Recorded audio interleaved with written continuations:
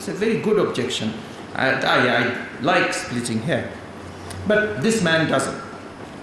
Socrates does not respond with any violence. He tries to bring that man to his side by saying, Callicles, if my soul perchance were made of gold, should I not rejoice to discover one of those stones with which they test gold? And you know, I think I have found in you the desired touchstone for my soul. Callicles, taken aback, says, what is your meaning, Socrates? Socrates says, because I am sure that if you agree with me in any of the opinions with which my soul forms, I have at last found the truth indeed. And even if you disagree, for I consider that if a man is to make a complete trial of good and evil of the soul, he ought to have three qualities. He should engage in dialectic with people so that he can get knowledge of right and wrong. He should have goodwill, and then he mentions paresia. He should have, and this translation has translated paresia as outspokenness. Knowledge through conversation, goodwill, and outspokenness. Now, we should not misinterpret this outspokenness as, insolence, audacity, and speaking in a way that I don't, who are you to talk? Not like that. It's just not fearing, not embellishing.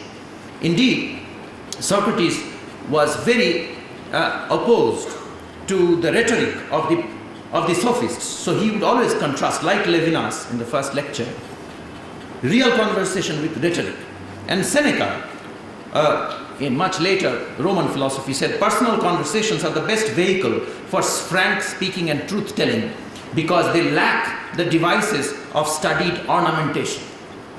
But interestingly, Foucault says, with no knowledge, of course, of the Indian traditions, he says, paresia, of course, was absorbed by the rhetoricians as a figure among rhetorical figures. Even unembellished speech, they said, is a rhetoric. Why? With this characteristic that it is without any figure, since it is completely natural. So they said, you think paresia is contrasted to rhetoric? No. Paresia is the 0 degree of those rhetorical figures which intensify the emotions of the audience. Now what Foucault didn't know, that this debate has been enacted between the Alankaravadins and the Dhvanivadins. The Dhvanivadins gave a counter example. They quoted one verse from the Kumara Sambhava of Kalidas, saying, you say that every poetic line, kavya, must have an alankara, must have an embellishment, an ornament. Where is the alankara in this? The famous line, evam vadati devarshau parshve pitur adhomukhi lila kamala patrani ganayamasa parvati. Parvati is just counting the petals of a lotus when Narad is talking about the prospective husband. That's all. The Alankaravadins have answered, of course there is a rhetoric, there is an Alankara here, figure of speech. What is it called? It is called Swabhavokti. It is called non-embellishment. That's the Alankara. So, this is a complicated question, and I just wanted to show that there is a parallelism which has happened. In his satisfactory response to Gargi's, it is his satisfactory response to Gargi's twin questions that establishes Yajnavalkya as the wisest in that assembly.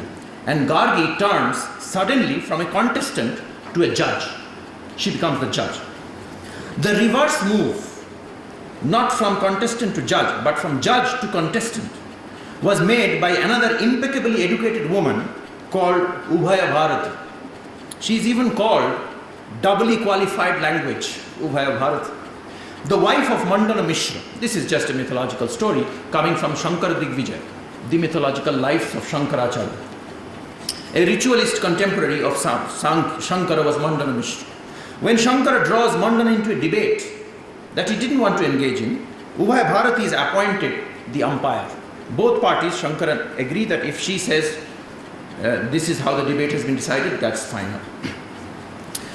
When her husband, Ubhaya Bharati's husband, is almost losing after 3 days of debate, she steps down from the judge's position and challenges Shankaracharya in a debate with herself.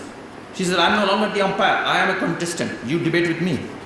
Since Shankara's claim is knowledge is genuinely interdisciplinary, she starts asking questions about sex and erotic love.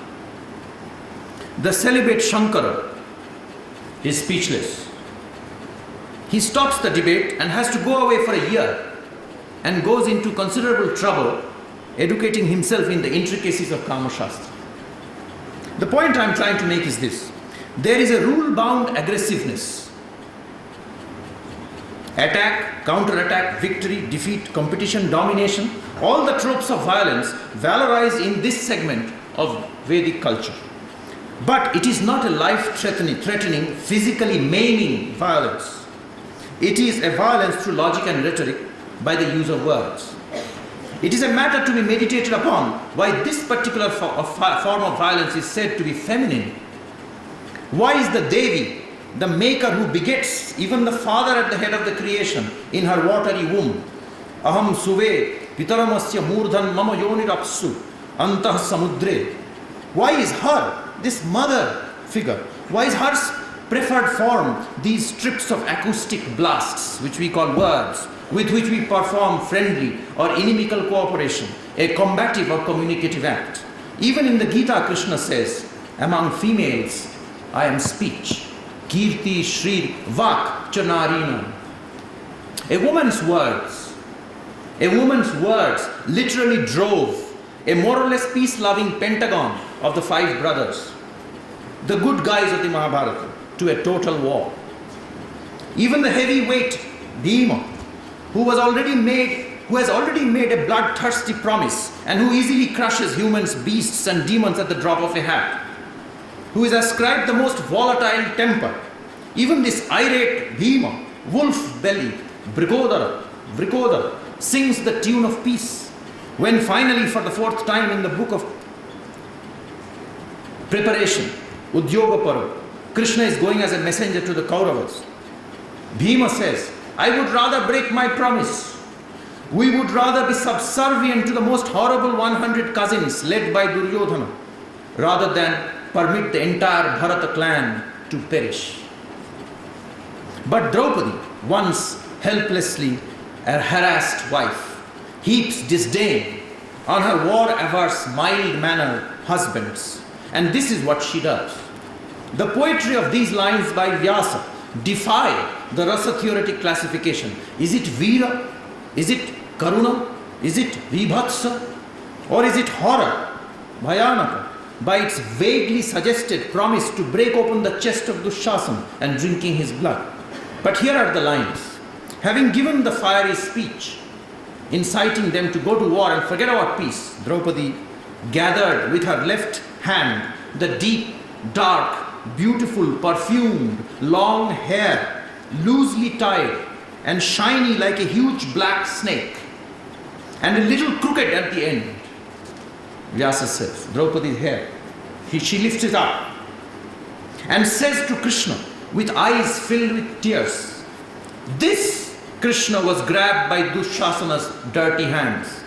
At every step that you, lotus-eyed Krishna, would take towards peace with our enemies, you must remember this hair. Duryodhana was already drunk with the desire to fight. It is Draupadi's vengeance-igniting speech which finally inebriated the 5 self-critical reflective brothers with the collective intoxication, samadaha, that caused the Kurukshetra war. But even Draupadi, in one of her cuttingly sarcastic speeches against her eldest husband, the ethics-obsessed Yudhishthira, even the speech which starts with the following pitch, Dharma when maintained, I am told, protects the one who maintains it. But in your case, I presume it does not protect you. Dharmo rakshati rakshita, tvam tumanye na rakshati. I know, Draupadi says, even in that speech, that with humane, one can eliminate both the fierce as well as the humane enemy. I know that with sweet words, both sweet words and harsh words, can be overcome. There is nothing that a humane moderate power cannot achieve. That is why the milder is actually the sharper. But I am unable to keep my patience, she says. But she can't just take humiliation anymore. It is now time for fury, not the time for forbearance. So she says, why aren't you still ablaze with anger? Katham manyur na vardhati. Let me spend a few minutes on this word manyu. A word for wrath, anger, zeal, ardor, passionate rage, indignance. This becomes, in very early parts of the Rig Veda, the name of a god. Like almost every culturally important word with positive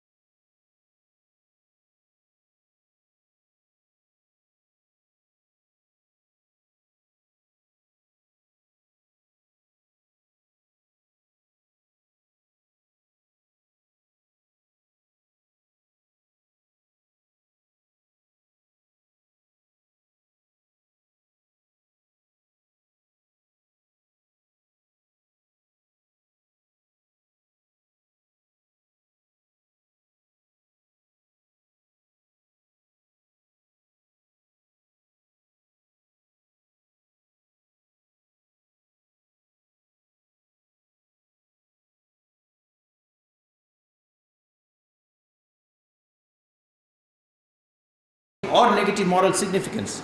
Remember that even the perilous pieces of dice, aksha, the akshas thrown by the gamblers have their presiding gods. Everything is a god in the Vedic worldview. But from the mere premise of divinification, one should not jump to the conclusion that the Vedic people were worshipping anger as a divine virtue. Manu is a god. That doesn't mean Manu is a virtue.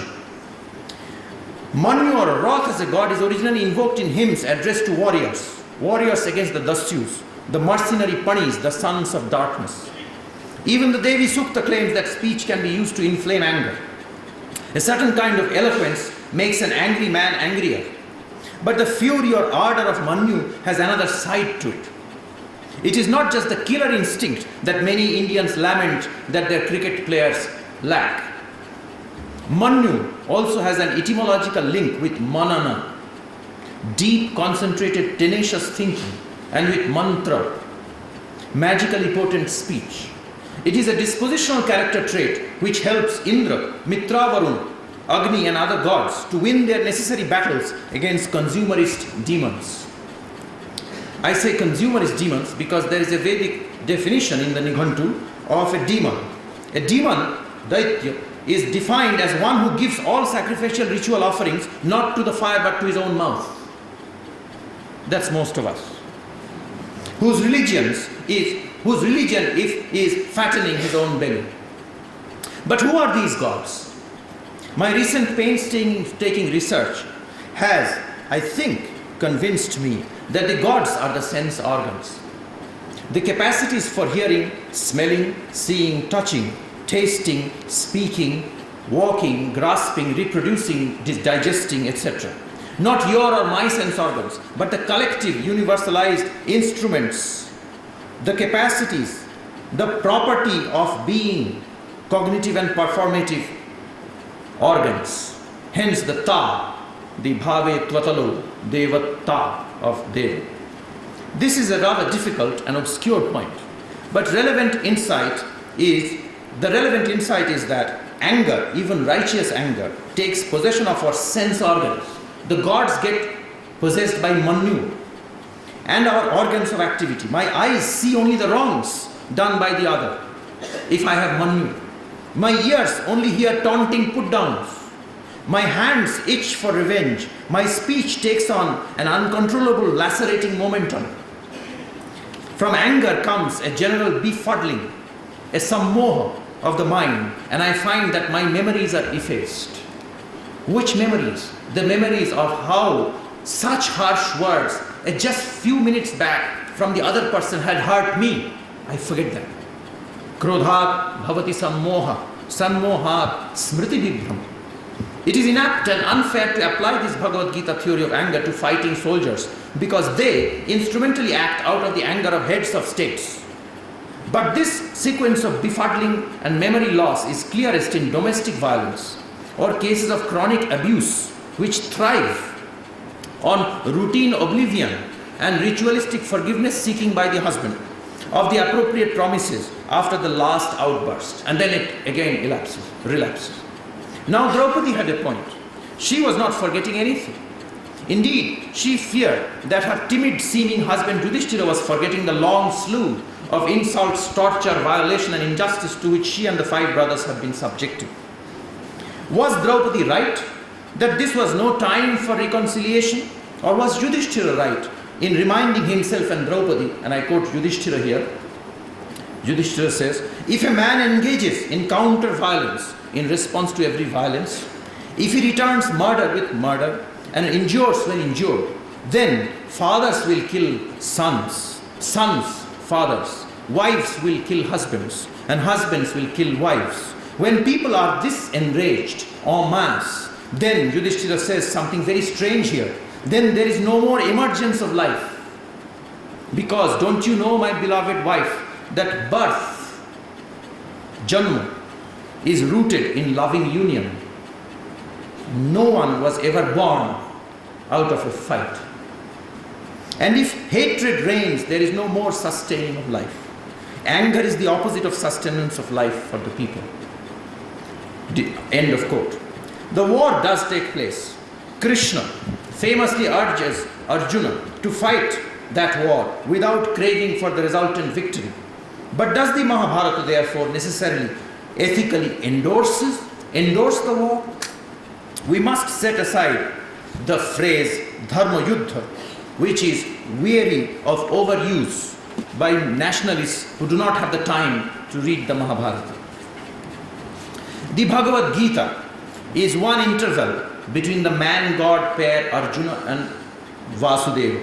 But there is another rather dramatic encounter in the middle of the war in Karna Parva, long after Bhishma Parva.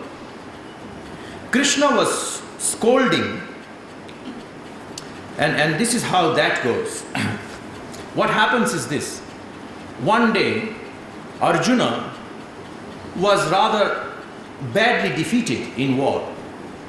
And when he comes back to the camp, Yudhishthira is lying down, and Yudhishthira is saying uncharacteristically in a bad vitriolic language, he says, "Dik to your Gandiva. This Gandiva that you have, it's useless. Why don't you throw it away? Look at how you performed today in the war." Listening to this, Arjuna, shaking with anger, takes out a sword and says, "Dear elder brother, I'll have to kill you, because I have a vow. I promised to Indra, who gave me this, my father, Indra is his father, who gave me this bow, Gandiva bow, that if anyone ever decries it, berates it, abuses it, I'll have to behead that person. So here I am, here I come." Suddenly, Krishna enters at this point. And Krishna says, "Dik dik iti govinda partham uktva." What are you doing? You are trying to kill your elder brother for the sake of keeping your stupid promise? Idanim partha janami na vriddha sevitas tvaya. You have not taken lessons from any experienced teachers. I understand that. Why? Don't you know that this is the bottom line? Praninam tvam badham partha dharmiko nava buddhase. Praninam abadhastata sarvajyayan mato. Anritang va vadid vacham natu hinsyat kathanchana. Even if you have to tell a lie, break a promise, even if you have to go to hell for breaking a promise, you should try to avoid killing a prani. That is dharma. And he gives the reason. He says, after all, the purpose of all established morality is the flourishing of life. How can, therefore, decimation of life, killing of life, destruction of life be dharma? Dushkaram paramam jnanam tarkena anudyavasyati. Shruter dharma iti jeke vadanti bhavo jana. People say Shruti recommends violent sacrifices, so that is dharma. But don't believe in that. I am telling you, prabhavarthaya bhutanam dharma pravachanam kritam. Bhuta bhavo bhavakarah visargah karma sangita. People should flourish out of dharma, new life should come out. Not the present lives being killed. And this is the same Krishna. All that we know about in general knowledge about Krishna is that he said, go fight wherever you can and kill whoever you want and develop great nuclear weapons so that you can be a bhakta of Krishna. That's all we know. But this is Krishna after Bhishma Parva. And then he says, he gives a solution. How shall I keep my promise then? Arjuna says. Krishna says, there's a very easy way to keep your promise. Stand in front of your elder brother and say horrible things. Let out your anger. Say all the things that you can. For a younger brother to insult verbally an older brother is like beheading. So you would be keeping your promise. Go stand there and say dik dik. And Arjuna is very happy. For an entire chapter in immaculate Upajati Chanda, he goes on elaborately, eloquently, rhetorically, impeccably abusing Yudhishthira and calling all the names that perhaps all his life he has wanted to call him. Now, this preferred use of word as a weapon shows two things. In a communication situation, one can injure and wound and retaliate and do the whole range of violent acts through speech. Mahabharata and Buddhist ethics warn us repeatedly against verbal violence. But however unhealable the wounds of words may be, life is not destroyed by words. Indeed, in order to keep verbal violence within publicly enforced restraint, the Buddhists and the Nyaya logicians, I told you, how they evolved an elaborate science and art and ethic of debate. It's easy to keep that kind of violence within control because it's done in public and because it is not irrevocable. You've done something, you can undo that. But you have cut somebody's head, you cannot undo that except in Katha Sarit Sagar. Objections. Someone here might object that we need to exert brute violent force when all persuasion and dialogue and other communicative methods fail, in order, if not to eliminate, at least to restrain the enemy and above all to show that we are powerful. I have two responses to this objection. One, we must be careful in distinguishing retribution and self-defense on the one hand and retaliation or revenge on the other. Whether in verbal or in physical battles, we must examine whether we are punishing or avenging, because vengeance always puts on the garb of justice. Violence that is motivated by mimicry of the aggressor, look at them. What great masculinity that particular tribe, that particular type of people, community, have been so successful in destroying so many temples. Why can't we do at least one? This is not the language of decrying. This is the language of envying, wanting to do that. And that's the language of all revenge takers. One of the most effective ways in which individuals and even collective violence can be checked is by giving clear signals to the aggressor that I am refusing to play the spiraling mutual hate, hurt, harm game started by the other party. As the Mahabharata says, one who does not reciprocate fury with counter fury becomes a healer for both sides. Two, second response. This objection assumes that violence, if not always, at least in critical situations, is a sign of power.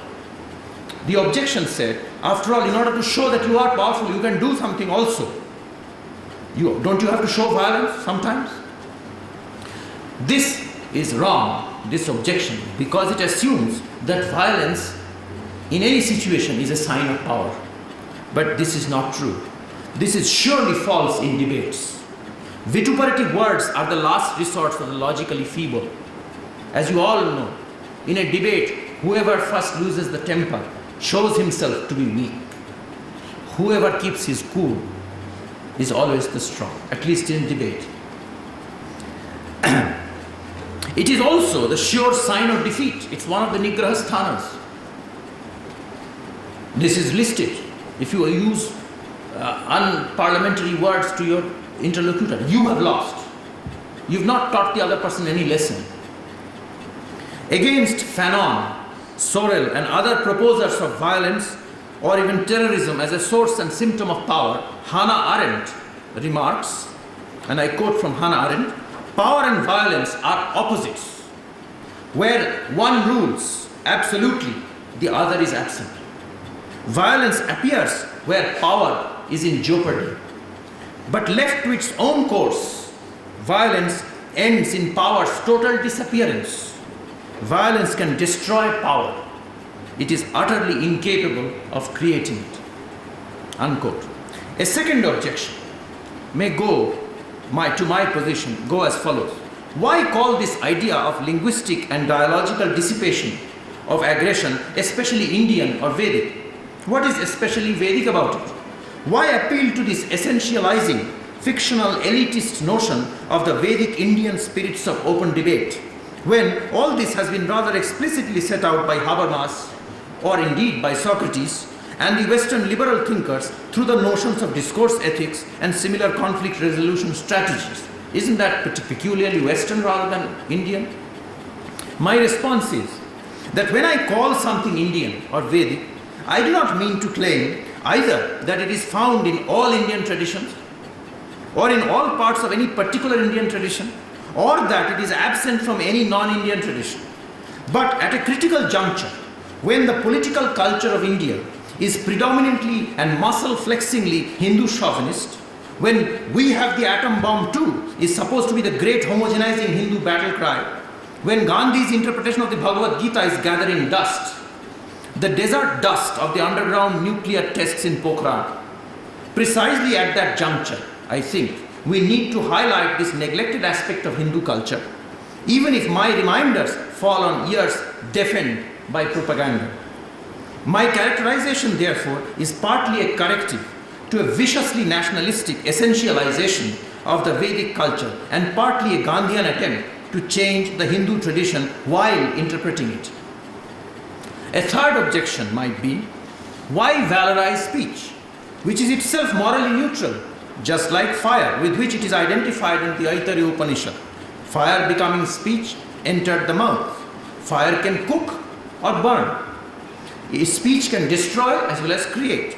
It can close a society with propaganda and dogmatism as well as open it up with free criticism. So what is so great about speech? It is neutral. Speech can be used to bully as well as to reach consensus. My response comes in 3 steps. And those responses end my talk today. I think this is a powerful objection and a good objection because speech runs both ways. Okay, speech is like Patanjali's beautiful Sanskrit prose, Chitta Nadi Uhayato Vahini, Vahati Papaya Vahati Punyaya. So speech can go both ways, violent, non-violent. Conflict solving, conflict creating. So why valorize speech as the way for letting out or harnessing or managing violence? First response, language use is the paradigm of rule-bound activity, unlike bodily reactions which are typically unaware of the very natural laws that guide them. Of course, the users of guns or missiles need to learn the operating instructions. They have rules too. But a bullet or a missile can go off accidentally and hurt or kill the innocent. Speech, on the other hand, is ritual. Even the unintended accidental insult requires rule-bound decoding activity on the part of the listener. And rule-following rituals, however unself-consciously observed, can slow down the rage rush. Because if you have to think about rules, grammaticality, even implicitly, if you have to think about them, then you cannot afford to forget everything. And that's why angry people often misspeak their own mother tongue. Well, of course, if somebody is really angry and coming to kill you, and you say, well, you forgot the proper case ending, he would be even more angry. And rule-following rituals, however unself-consciously observed, can slow down the rage rush and leave open the possibility of redressing an injury, while the civilians liquidated by an unseeing computerized warfare could not be nursed back to life by any apologies.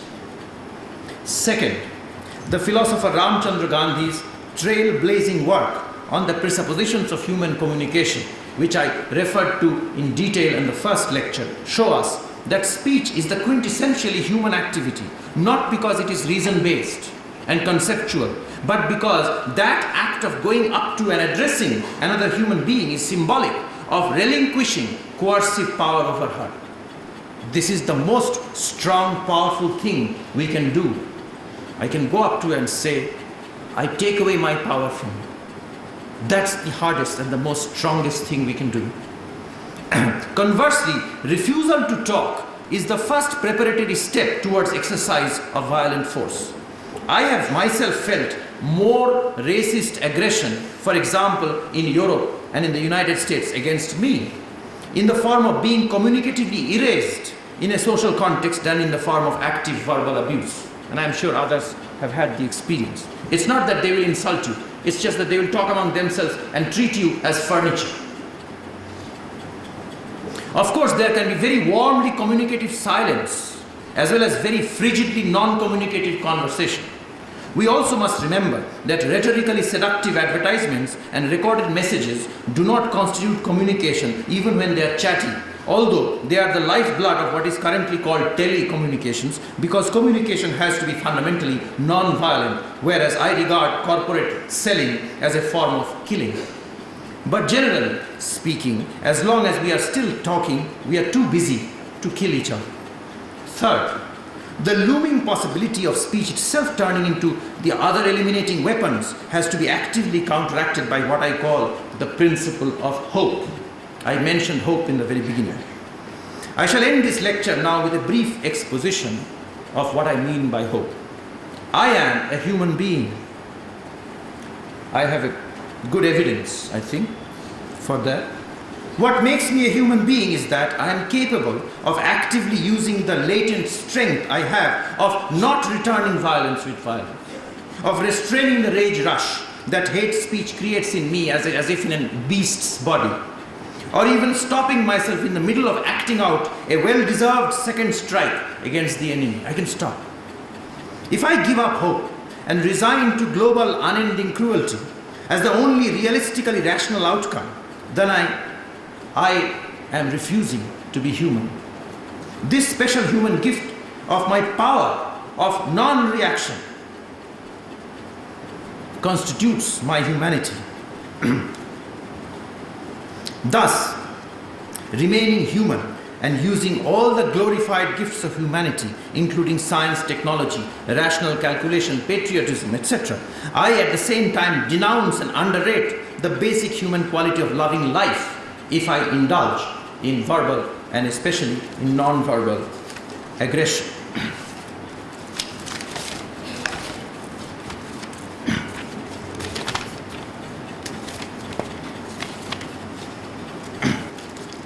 I can try, not necessarily succeed, to avoid the existential contradiction which would result in, if I say at the same time that I hope that there would be a time when people would be persuaded by words and would come to reconciliations even after a very violent debate, but would not need to actually wield weapons. This hope, if I actually have it, and at the same time if I say, but of course I'm convinced that this is never going to work. It worked with the British, but it would not have worked with Hitler. So now we should all be like Hitler, and we should make Hitler and Nathuram Godse and all those people our models. Well, I think that is a certain kind of performative self-contradiction. Kant puts this beautifully when he defines hope as a moral certainty with no inductive evidence. I have apparently no evidence that non-violence has ever worked. There is a reason for that. Even if it did, it would not make it to the newspapers because non-violence is not news. This is not my point, it is Gandhi's point. So, I end with quoting Russell, who says in a book called Power, it would be better 100-fold to forego material comfort, economic development, power, pomp, and outward nationalistic glory than to kill and be killed, to hate and be hated, to throw away in a mad moment of fury the bright heritage of the ages. I began by referring to a shop sign that Kant saw with perpetual peace written under the picture of a graveyard. I want to end with a story about a shop sign. And here is the story from Sadat Hasan Manto.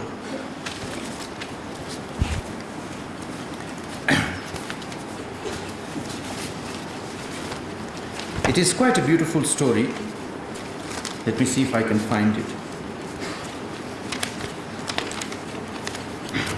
I have to try not to summarize but to tell that story in his own words.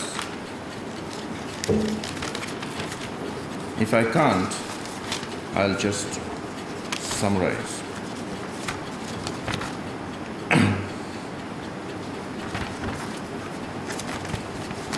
It seems that I've lost it. In any case, the story is this.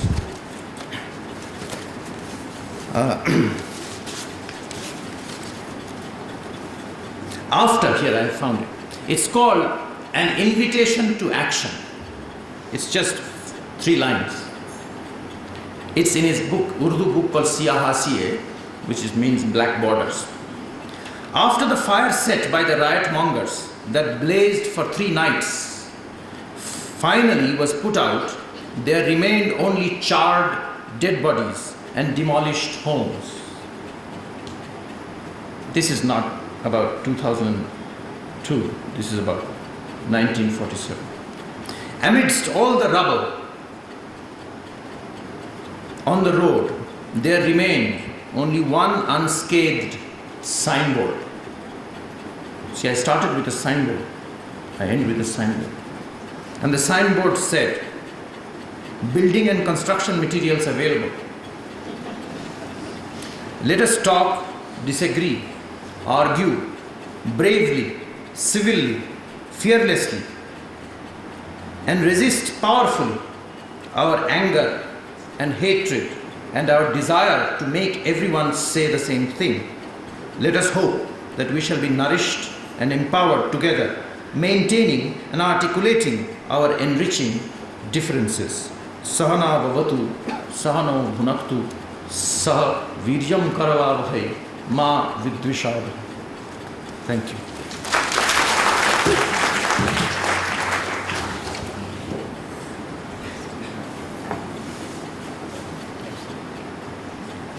That I was asked to chair this lecture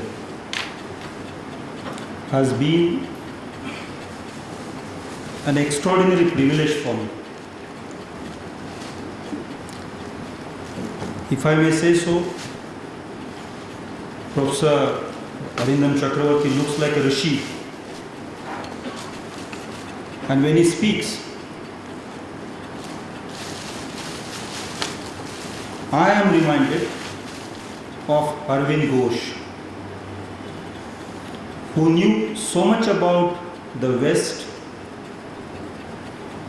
and so much about contemporary India as well as ancient India, and he could eliminate one with the help of the other. I found in the lecture that I attended yesterday and in today's lecture, the first lecture I missed unfortunately, and I regret that now. I found that among the range of Indian scholars that I have seen and heard, it is bad manners to praise somebody in one's presence, but I cannot help this. In the range of Indian scholars that I heard and seen, Arindam stands out as a very unique example of using the Indian tradition of philosophy, language, metaphysics and scriptures to comment with so much practical interest in the contemporary Indian social situation. There have been others who have handled Indian philosophy and language tradition, linguistics and literary traditions as subjects, but they not turn them into knowledge, because subjects which are useful alone are knowledge. He referred to, I am not a Sanskrit scholar at all,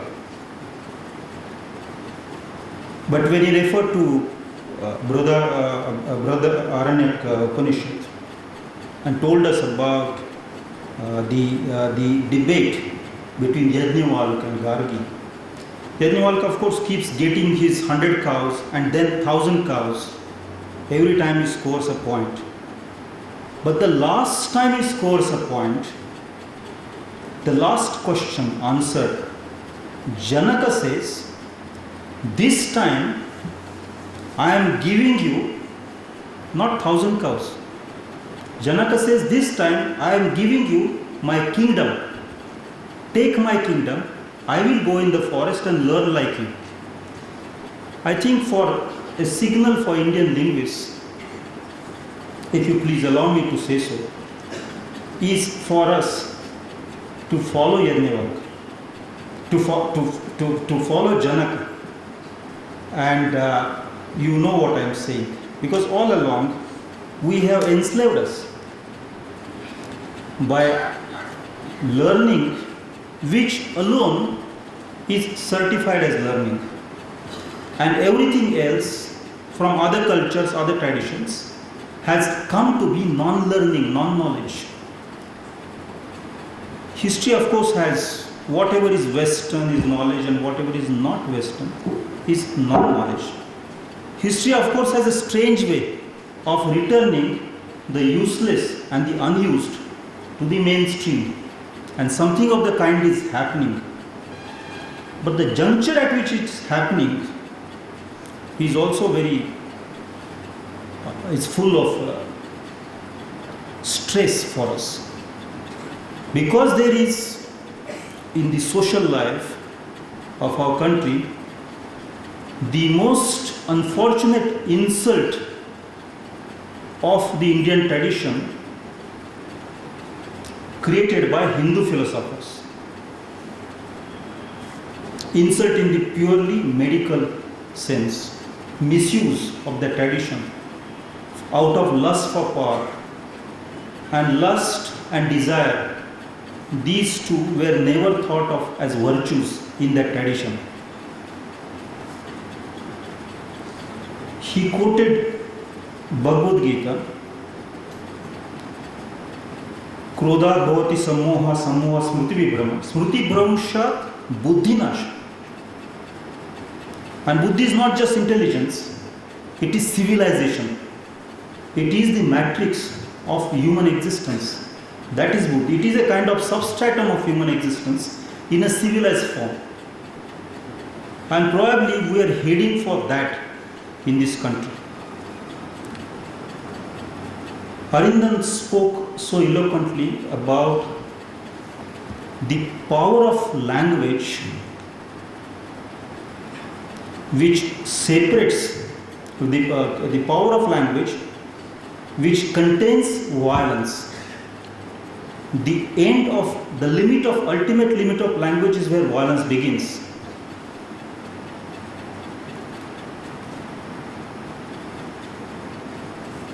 I come from Gujarat,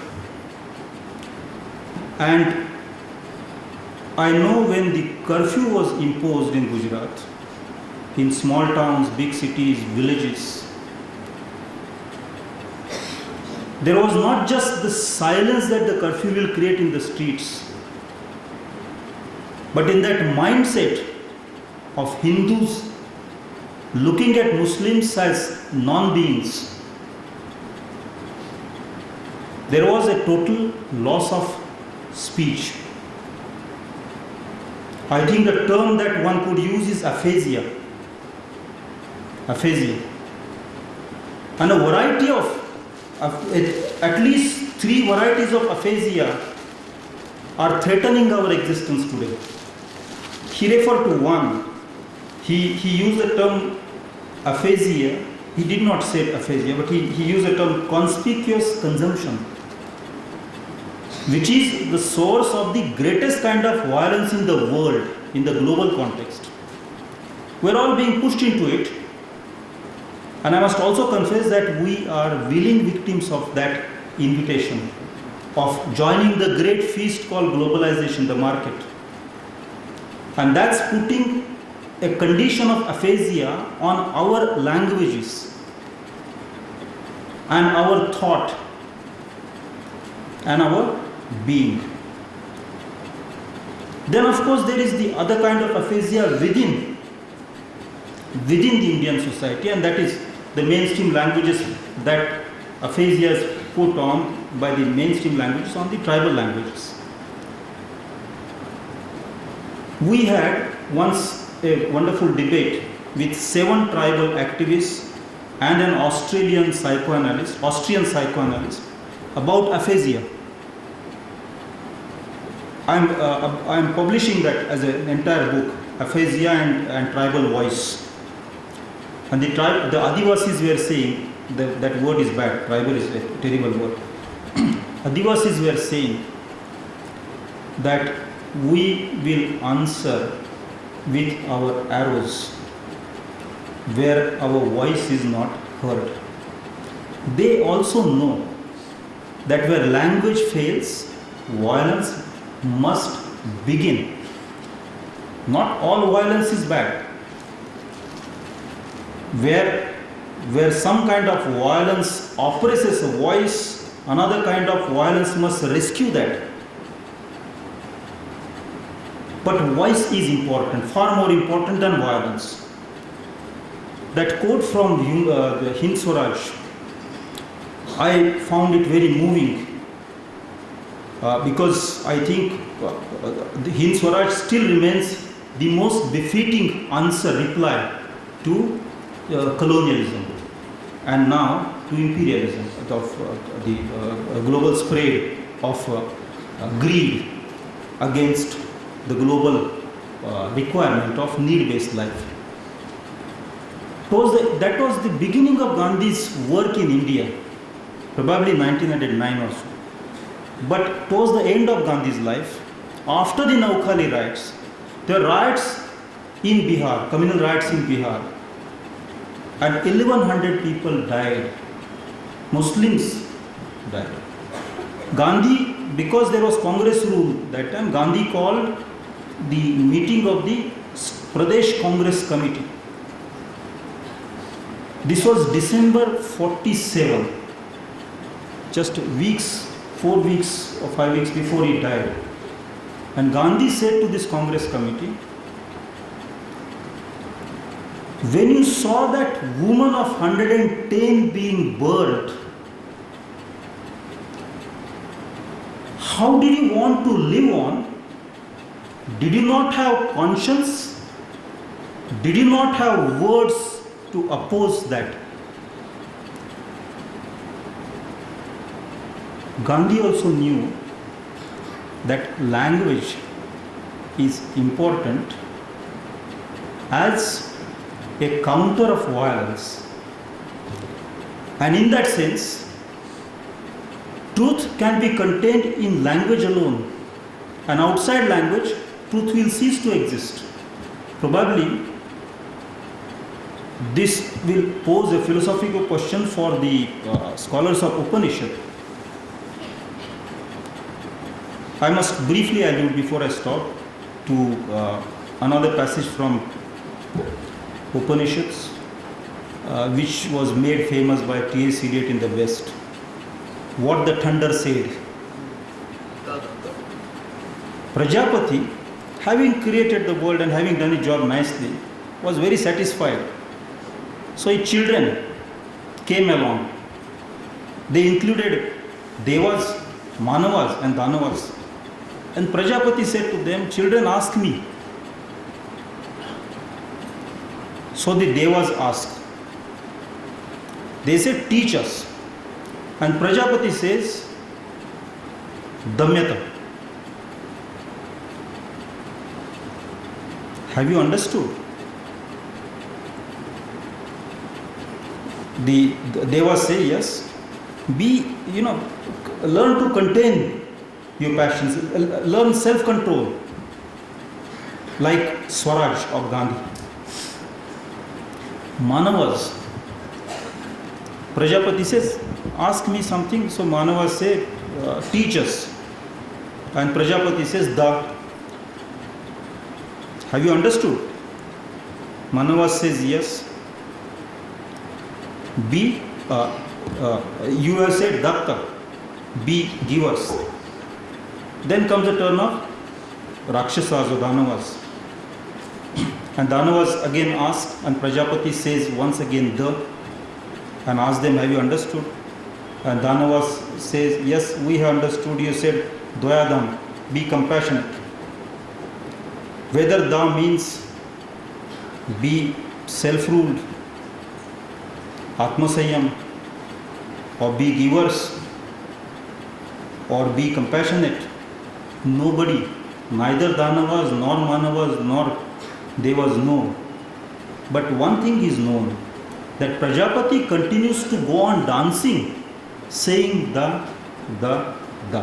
Whatever the philosophical issues that trouble the field of linguistics,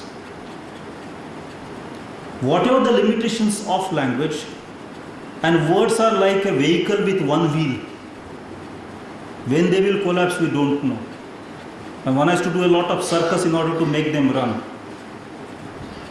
But despite all the limitations of words, we can never rule out the role that language plays in today's life. What happened to the past, what happened in the past is immaterial to us. But today, more than before, we need dialogue. We need daya. We need damyatas. We need self-governance, self-control. We need compassion. That Arindam brought that reminder to us is far more important. Let us not mistake him as a Sanskrit scholar, because we will only add to the madness of RSS if we do that. What he is doing is taking these people front on and telling them that while you have understood our tradition as revenge and violence, we know what it is. And therefore, he says, I shall speak for it. I think a linguist who defends speech, Vak, is truly, religiously, a linguist. A linguist who will only analyze speech and kill it is a tailor or a butcher or a cobbler of language. I was very privileged to be present here. Thank you very much.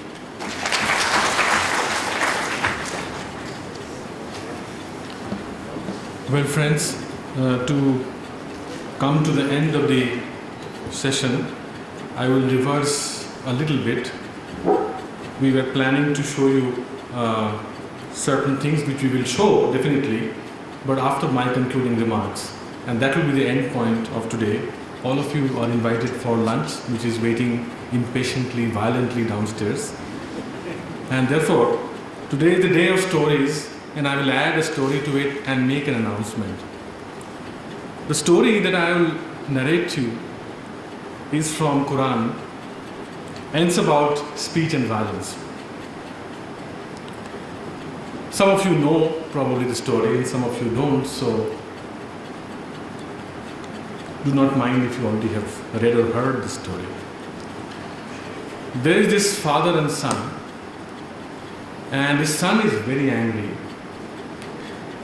and very impatient and very abusive and very insultive to people. He can't hide his emotions, he bursts out every time, he's very angry. And father thinks that something must be done to contain the anger, to contain the speech, which is a violent instrument, being used by the son like a violent instrument. So the father tells the son, well, sonny, do one thing. If you really want to behave how to speak, every time you are angry and every time you speak an insulting words to somebody, here are the nails and here is a hammer. Go to your house, end of the house, where your border lies, where you have a border wall between your house and the other house, and hammer a nail onto this wall. The son thought, well, it's a nice game, because then if that is the case, then I can hurl as much insults as possible to anybody else. And he agrees happily. And every time he speaks an insulting words, he goes and hammers a nail. Until a day comes when he becomes tired of hammering these nails.